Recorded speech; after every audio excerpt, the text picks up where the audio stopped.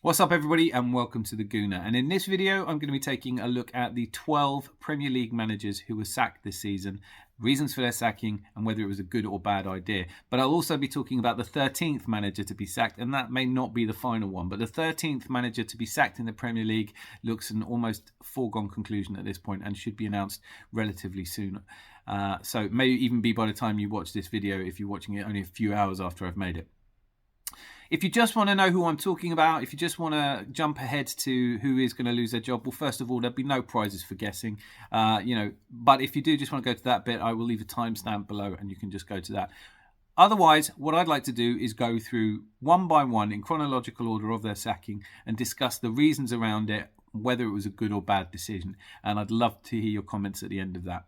But we're going to start off with Scott Parker. Now, Scott Parker, on the surface of things, if you are going to lose 3 of your first 4 matches in the Premier League, and the last of those being a 9-0 defeat, the writing is probably on the wall anyway. But it does seem harsh when you consider that he's taken a newly promoted team to the Premier League and only had 4 games there. In total, Scott Parker's Bournemouth career was 55 games managed with a win rate of 50.9%, which is not bad, and we'll see going through the list is really not a bad effort at all. So why would Bournemouth make this knee-jerk decision to sack him? And I think in this case, it's a little bit more complicated than that. By the end of the pre-season, Scott Parker had already been talking about how his team were not equipped to handle life in the Premier League. Now, here's my take on it, and yours may differ, and I'd love to hear your comment. If you are engaged by a boss, and that boss tells you how much money you've got to spend and the job they want you to do, if you don't feel there's sufficient resources to achieve the things you're being asked to achieve, you should make that point clear to your boss. And if you feel that it's not achievable, you should walk away. What you shouldn't do is tell anybody else who'll listen that you don't have the resources to do your job properly. And in the press conference he gave, and by my reckoning, he's one of 3 managers who lost their jobs directly as a result of a press conference. But in the post-Liverpool match press conference, he makes a cardinal error. He says they're not equipped. The team of lads he's got, are trying their best, but they're not equipped for it. Which means that when he goes back into that dressing room, everybody that is supposed to be motivated by him to achieve the best possible results they can is not sure whether he thinks they're actually good enough to be there. But it also throws your boss under a bus a little bit, because it's, if you're saying that you're not being given the tools you need to do the job, then it's easy to start pointing the finger at the people who aren't providing that. I don't know about the working of Bournemouth Football Club. I know they had a seesaw period, and I know that financially it is not an easy thing running a football club. So if the person who owns it and makes those key decisions says, this is the cloth I have, please cut your accordingly to your needs, there's no point in telling them you'd like the kind of money Chelsea spend. It's not going to happen. Scott Parker, therefore, for me, and his interview, his post-match interview, wrote his own resignation letter and had to go. And they have done quite well since then, relative to the size of the club. I think we can start this list of the first of the 12 managers, nearly 13, with Scott Parker as a good decision. Then came a surprise to everybody. Now, the 2 big surprises of the season have probably been Julian Nagelsmann losing his job at Bayern Munich and Thomas Tuchel losing his job at Chelsea. Thomas Tuchel, what more do you want from somebody? Champions League, Super Cup. He won 4 trophies and was runner-up in 3 in 1 year. If you compare that to Tottenham, that's incredible. And with Todd Boehly's takeover of Chelsea, we were all told that the team was going to change fundamentally. Todd Boehly was very quick to point out that he wanted to bring in a new style of doing things, which was not just a hire and fire mentality and always going for the short-term results. He wanted to build Chelsea into a club that could compete in the future by developing youth and not always relying on going out and spending the big money. And I think that's a really admirable thing to do, but it was clear from the beginning that he did not gel with Thomas Tuchel at all. When Todd Boehly is asked to talk about Thomas Tuchel, he says that he didn't know anything about the reserve team, he didn't know anything about the youth team, he didn't want to have anything to do with that side of management. Thomas Tuchel is a very German first-team coach in that sense. It's only really in this country that we go for the autocratic management style, where we would hire a man like Alex Ferguson who gets to run the club completely top to bottom how he wants, from the dinner ladies to the trophy for the silverware. It is an unusual style of management, puts a lot of pressure on that one man to have that vision. Arsene Wenger did it. The greats can do it, but Thomas Tuchel isn't one of those. He saw his responsibility as very much just winning silverware with the first team, and Thomas Tuchel didn't want that. So when you add all of this up, a poor start to his career under Todd Boehly and Thomas Tuchel, who apparently was also going through some serious personal issues at the time. And the strain of that, having a new boss, it's clear that Thomas Tuchel is not particularly a yes man, but he'd also fallen out with several high-profile players. And I think all of this, though it was a surprise, though on the surface of it you shouldn't really be sacking somebody who in 60 games has won you 4 bits of silverware and has a win percentage of 60%, comfortably the highest on this list, by the way. I think with all of those other factors balanced and the ego of a billionaire taking over who thinks, what I know about Todd Boehly is limited, admittedly, but from what he said and listening to him, and the fact that he appoints himself as sporting director when he knows nothing about European sport, let alone football, hints at the sort of person who probably should take a bit of more of a backseat and let people like Thomas Tuchel do their jobs before criticising and changing them.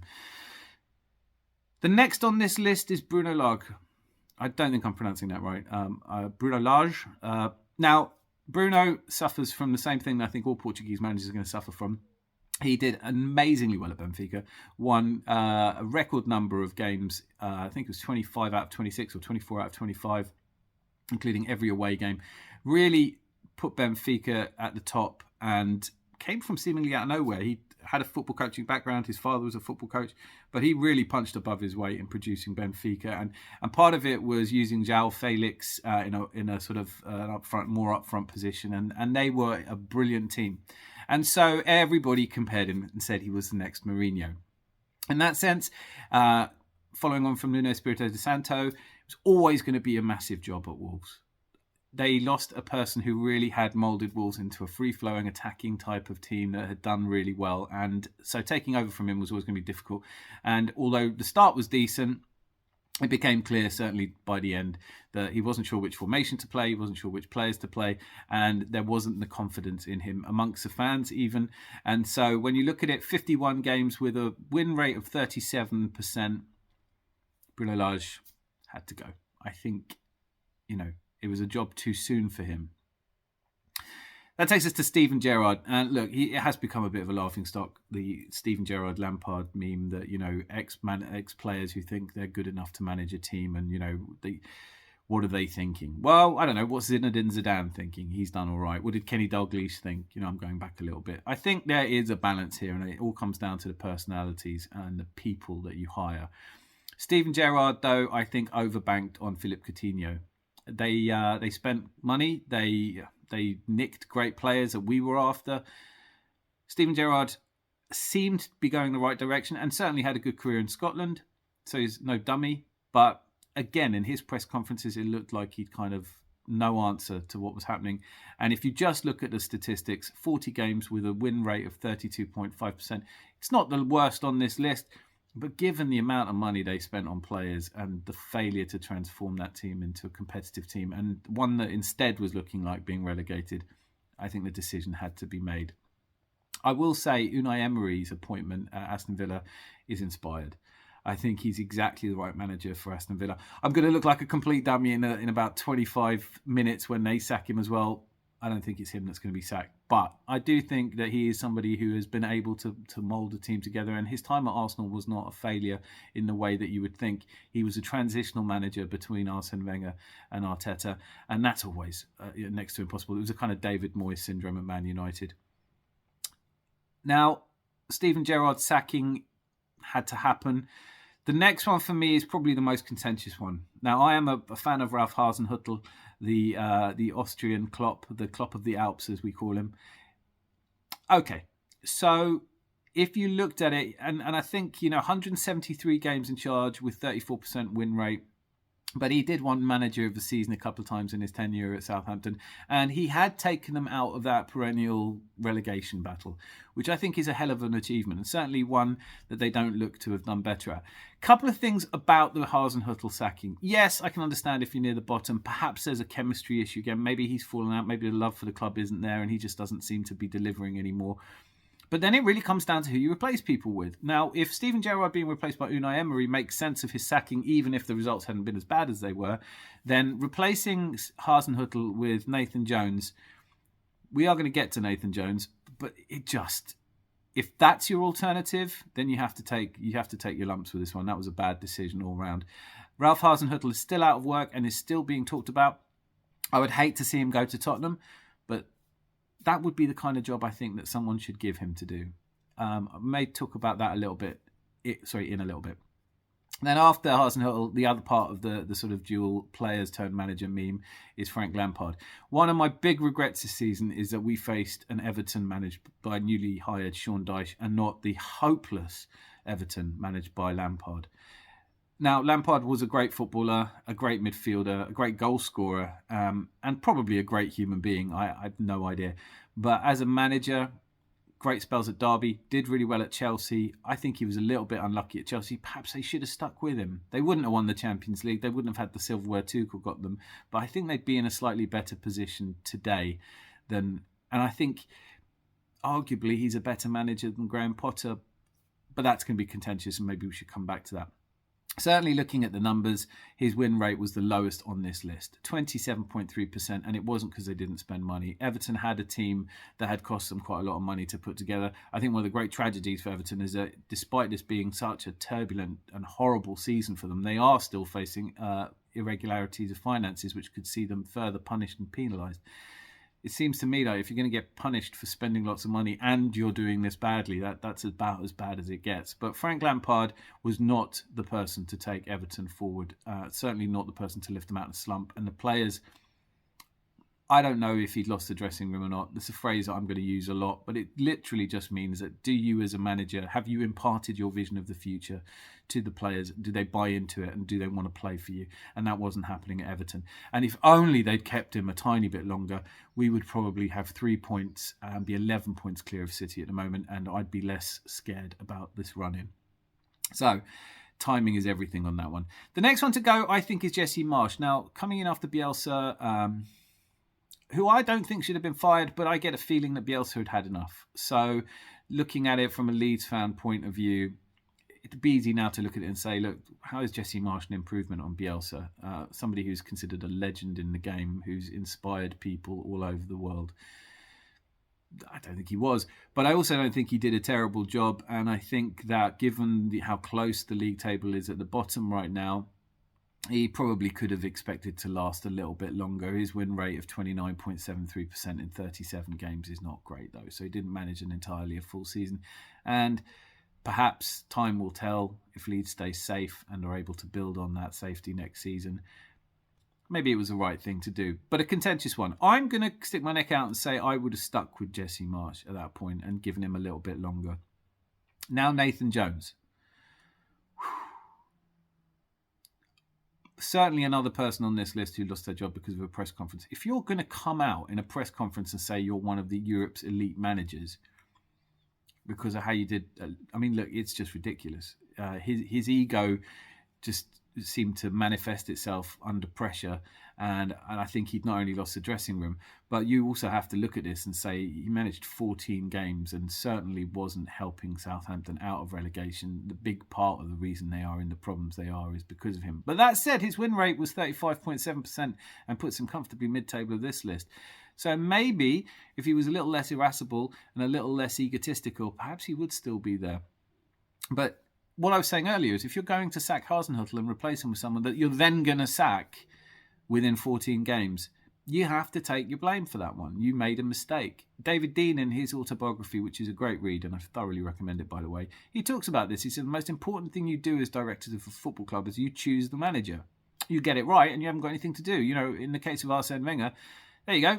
That's that job done for 20 years. But in the case of Southampton, you have to say they got it wrong. Nathan Jones was a toxic disaster at Southampton, and if they go down it, I think a large part of the blame has to go to him for that, and therefore the people who hired him.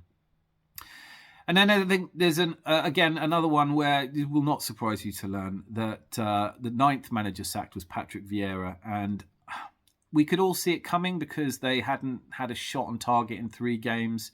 It was just before the game against Arsenal, which was a questionable timing. But the reality of Patrick Vieira is he came in, had a really good first season, looked like he was going to turn Palace into contenders, and then it kind of fell apart from him. But I think you could put a lot of that down to this incredibly bad run of games they had from January all the way through to his sacking. They only played teams in the top 8, top 9, I think. But certainly they didn't have any of the easier games. And they sacked him just before the run of teams that you might expect them to play well and beat. There was some talk around him having lost the dressing room. Certainly doesn't seem to have been the case. When a manager is sacked, it's really interesting and telling who comes out and supports him and sends well wishes. And that happened quite a lot. I think that will go down as a mistake, particularly in light of what I said before. If you're going to replace somebody, don't drag Roy Hodgson out of retirement again. You know, I mean, what are you hoping for there? You know, the vim and vigour, the forward planning. No, Crystal Palace are just trying to hold on to the close season, see where they are, and then make a decision. That's not the kind of forward planning that you can be proud of. Patrick Vieira, I think, would have made a lot of sense. Just get to the end of the season. If you're relegated with Patrick Vieira, I mean, it's looking less likely now anyway. I think they're better than the 3 teams that are likely to go down. But I think Patrick Vieira's sacking goes down as a mistake. And Patrick Vieira is being talked about to replace the 13th manager that looks likely to be sacked. So he won't be out of work for very long, I don't think. And I wish him all the best wherever he goes, as long as he doesn't do well against Arsenal. Then Antonio Conte. Now, Antonio Conte, let's be clear, he was not sacked. He resigned. And I think there is a lot that I want to say about Antonio Conte's attitude. He's known as a prima donna. He's known as somebody who's very difficult to work with, but he's known as somebody who gets you results. The press conference he gives, where he talks about the history of this club being failure or to lose, he talks about the players not having any, fire in them, not wanting to play for anything, not wanting to play under stress, and he points a finger at the owner and says, this Daniel Levy's been here 20 years and they haven't won anything. So he's very veiled. He doesn't come right out and say the problem at this football club is X, Y, and Z. He just says the problem with this football club is everything but me. I'm brilliant. The club is crap, and I don't like it here. Notably, their best performances this season had been while he was having his elective surgery during the season and was in Italy. And in fact, when Harry Kane breaks a goal-scoring record, Antonio Conte's got to phone him up. There was already a commitment problem there. But if Antonio Conte is saying that the problem he has at Spurs is that the players have no fire, I would say that's part of his job, isn't it? Isn't his job to motivate and inspire people to run through walls to achieve things? And if he's not able to do that, then surely some of the blame must go to Antonio Conte. But it's even worse because you look at it, it wasn't like he didn't sign players. Arsenal fans will tell you, we got bombarded with Spurs fans telling us they'd won the transfer window. Now, as it turns out, in most Spursy tradition, they didn't even win that. But they did sign Bentancur, Lenglet, Perisic, Bissouma, Richarlison, Kulusevski, Romero, Spence, and a couple of others. And if you're going to say that your team doesn't have winners in it, what do you sign them for? I think looking at it, he worked with Perisic at Inter Milan and obviously knows him really well. He's the one that he stuck with most. Yves Bissouma, as somebody, who is really loves Brighton Football Club, Brighton Hove Albion at the moment, and watches a lot of their games. Bissouma was a standout player for me. I was gutted he didn't come to Arsenal. It was just a decision that they took that they didn't want him. I think he, as an Arsenal fan, always wanted to come to Arsenal. Maybe that was a problem with him settling at Spurs, but he hasn't settled at Spurs. He's looked a fraction of the player he was. Richarlison, all right, it's not a player I wanted at Arsenal, but he was definitely someone you'd expect to do quite well. And a 60 million signing who hasn't up front, who hasn't scored a goal this season, something I laugh about with my mate. He's been booked twice this season for celebrating a goal and hasn't scored a goal. It's brilliant. Anyway, you look at that list and you think, Bentancur has been a good signing. I think there's players in there, but they just weren't gelling. And for Antonio Conte to do a press conference where he loses it, I know he's had an emotional, tough time losing good friends over the last few months. And maybe the kind of job you want in a situation where you're going through some personal issues is not one in front of cameras. I get that, and I'm sympathetic and sensitive to it. But what surprised me about the sacking of Antonio Conte is that it took a week from that point. That's absurd. If it's just wrangling over money, I would like to think that if Antonio Conte felt that strongly about the position that he was in at Tottenham, he again should have just walked away. To say, oh, it's terrible here, and I'm not part of the problem, everybody else is the problem, and I'm not leaving, you have to sack me and pay me off. That's not the kind of behaviour that you look up to. So I take a dim view of that. But that takes us to Graham Potter. And even when Graham Potter took the Chelsea job, my feeling, as I expressed it at the time, was that he's taken it. He's not going to last a year, and he's going to get a huge payoff.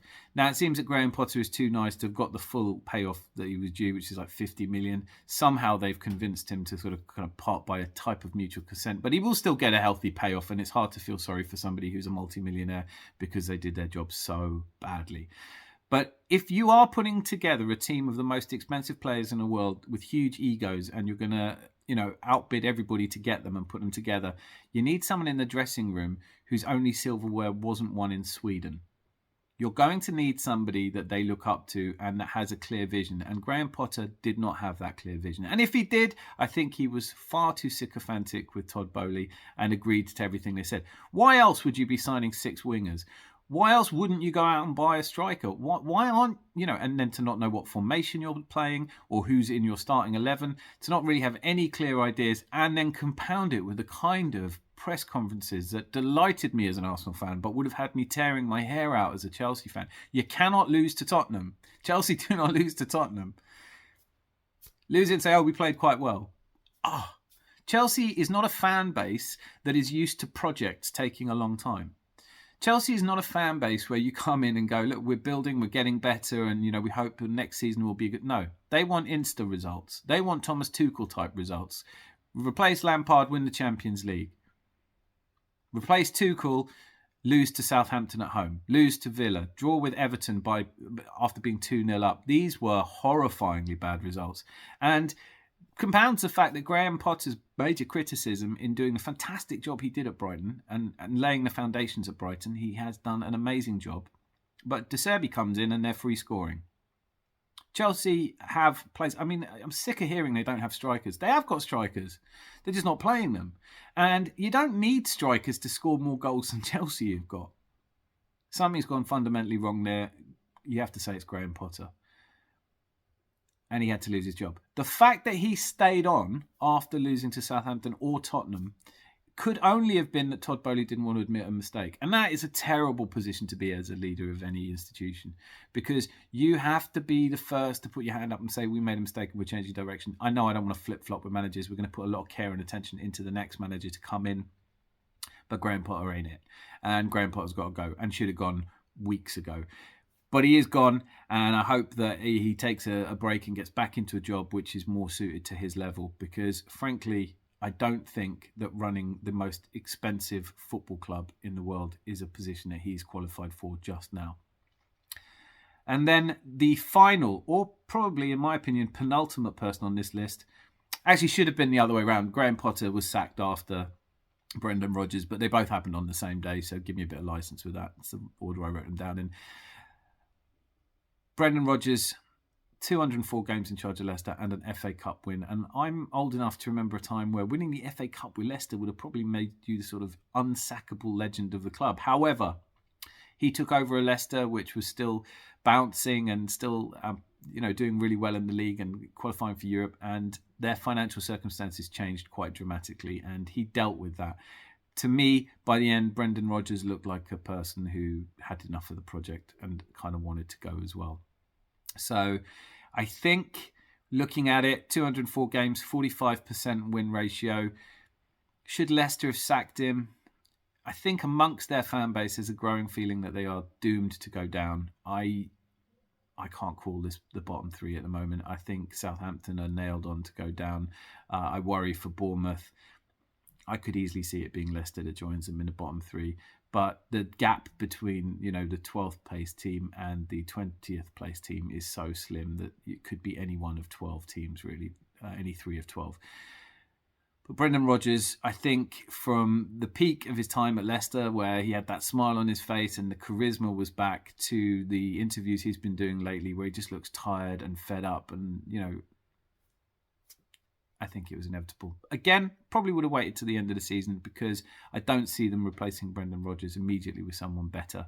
And there are so many jobs out there at the moment that the really good managers are loath to commit to anything. For that, as a case in point, I would cite Julian Nagelsmann, who everybody was talking about going to Tottenham. And I said at the time, there's no real chance of him going to Tottenham or taking the Tottenham job when there are other jobs like Real Madrid becoming available in summer, and also Chelsea. I called that, and now it's looking like he's in the favourites list to do that. I am doing a separate video about who's going where, and I realise this is dragging on a little bit now, so hopefully you're still engaged, and hopefully you've clicked subscribe if you haven't already, and click like.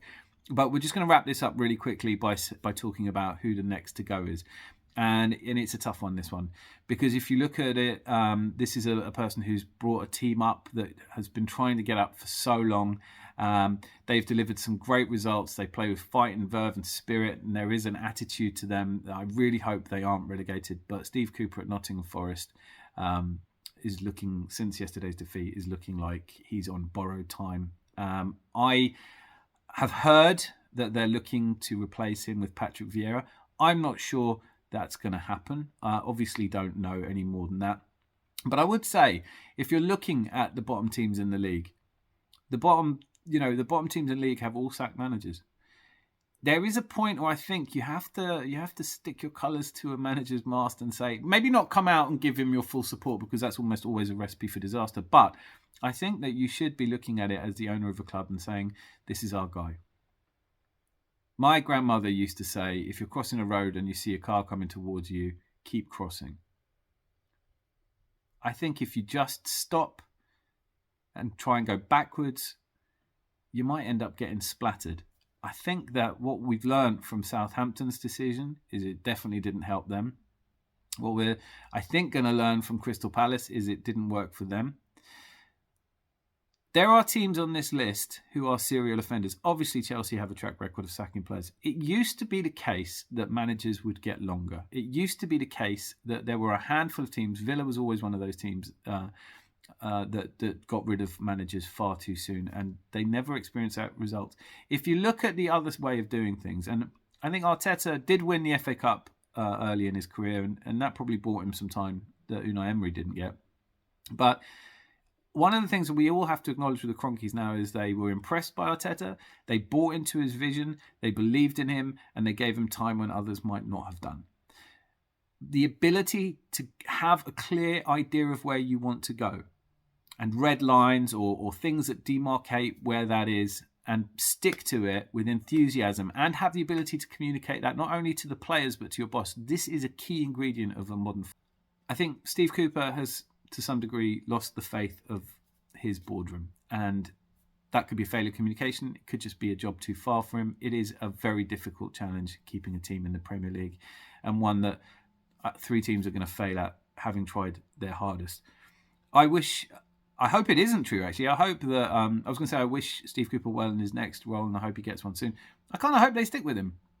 Maybe this will be the case in point where they look at all the teams around them and say, well, they've all sacked their manager, it hasn't done them any good. Maybe we'll stick with him. And I really hope he does. I don't really think it's the job for Patrick Viera. I would like to see him. I'd like to see him at a bigger club, honestly. I think he's got potential, but then I'm hugely biased. And the other one, and the other manager who could so easily be making this list, is hard to imagine this is even possible. I'm saying this, but Jurgen Klopp, I don't think is going to be at Liverpool come summer. There are a lot of rumours that he's very seriously in consideration for the role at Real Madrid, which is likely to become available. Carlo Ancelotti looks set to take the Brazil job. That leaves a vacancy at Real Madrid. I think has done a great job at Liverpool, but sees it now as a massive rebuild, and maybe doesn't have the energy or stomach for it. Doesn't even know who the owners are going to be. So if you were in Jurgen Klopp's position, maybe you'd be thinking it's time to go as well. I think Jude Bellingham at Real Madrid under Jurgen Klopp, I really don't like Real Madrid, and I never have, but that would make them really watchable for me.